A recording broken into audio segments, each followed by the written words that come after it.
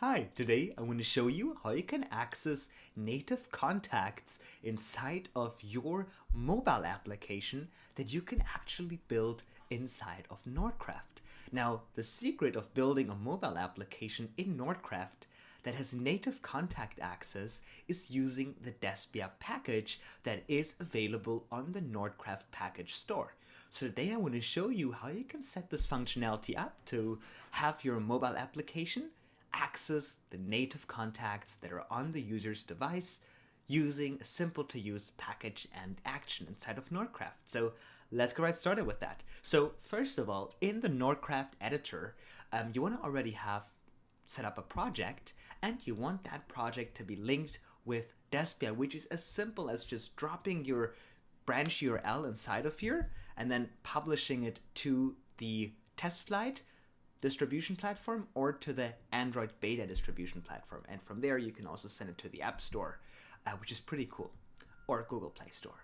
Now, once you have that and you have the ability to test it on your real physical device, which we always suggest, we don't suggest testing in the simulator because your users will be using it on a native phone, not on a simulator, right? So we want to make sure that we have the package installed now in being inside of Nordcraft. So I'm going to look for the Despia package, and it's the first one here. And I already have that installed. Make sure that if you update it, that you make sure that you only update it on a specific branch, because, when you update the package, there's maybe some code that is changing, and you want to make sure that you don't publish that to production without testing.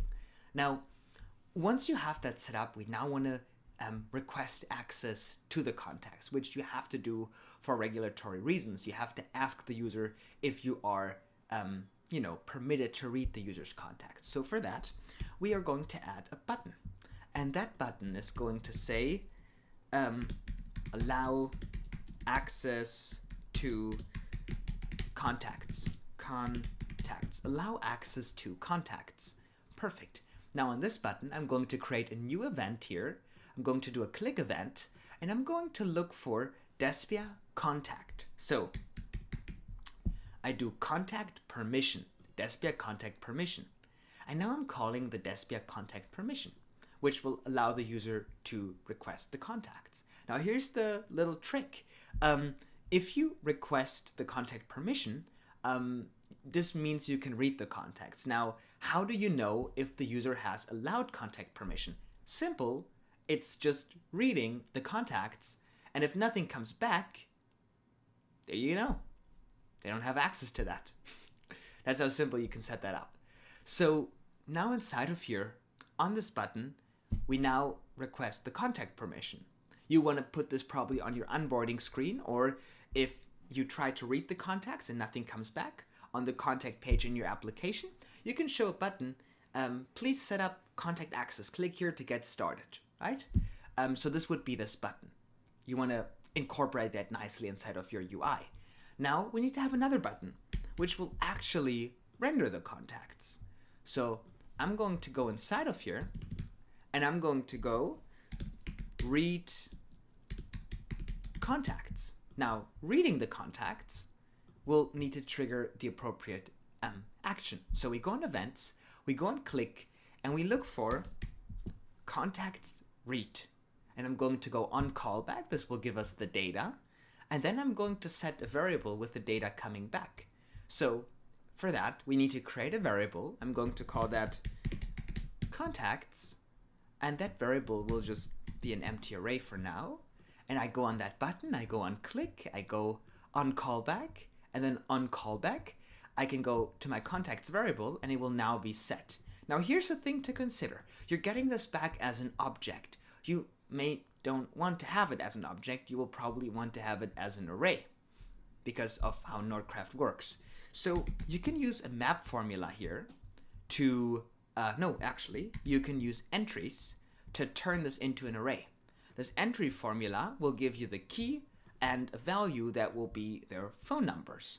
So once you get the entries, you can simply do a map over this, and then you can construct an object. So we're going to add an object now in the map, and that object can be name, and we're going to have number. Okay, and the name will be item key. That will be the name.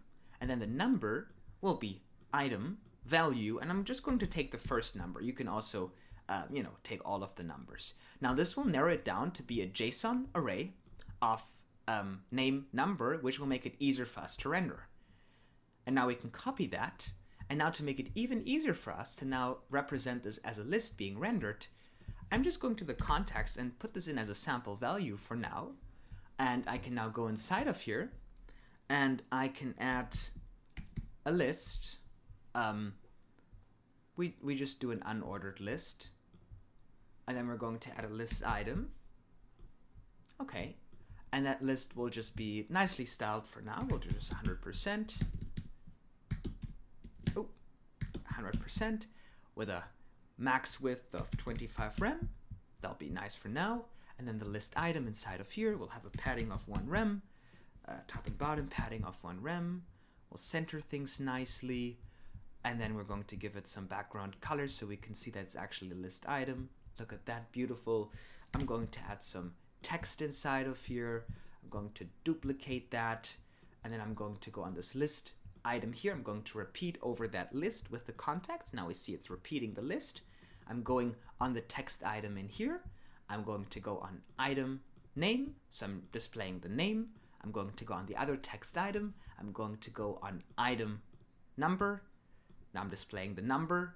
I can go to the list, give some gap to the item so it looks even nicer. I can do 1 rem gap or 0.5.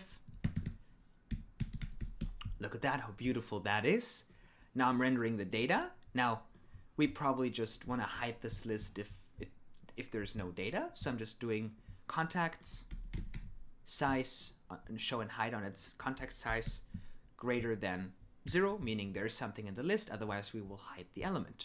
Now that we're ready, I can just remove the sample list, make it an empty array. It'll hide it. And now we can test it on the real application through TestFlight. So if I now open the application on my phone, Despia has over-the-air updates, meaning every update I do inside of Nordcraft will be immediately applied on the live application. Ideally, you want to link your Despia application with your main branch, so as you're building internally, you're not affecting users that use it, right? But I already have requested access, so I'm not getting the prompt anymore to request access. This is fine because I don't want to expose all my contacts here on the camera. But if you were to click on this, if you were to run this access, it would ask the user to share their contacts. They can also only select specific ones they want to share with your application for privacy and security reasons. But now when I click on read, you can see that I'm getting this list rendered with the native contacts coming from my device. As you can see, I only allowed to have the Apple contact shared because I'm not trying to expose everybody who's in my phone on YouTube here and they're going to get lots of spam calls or something. So there you go. I'm reading the native data.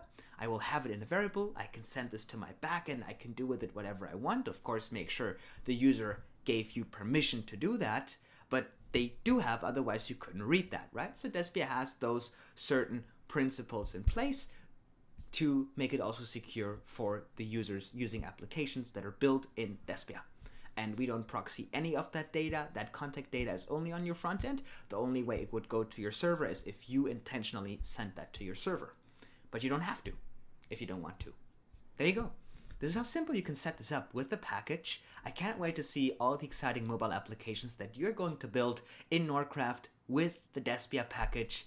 And if you have any questions about setting this up, please shoot me an email or contact our support chat at despia.com. We are here to help you 24/7. Thank you so much for watching. Bye.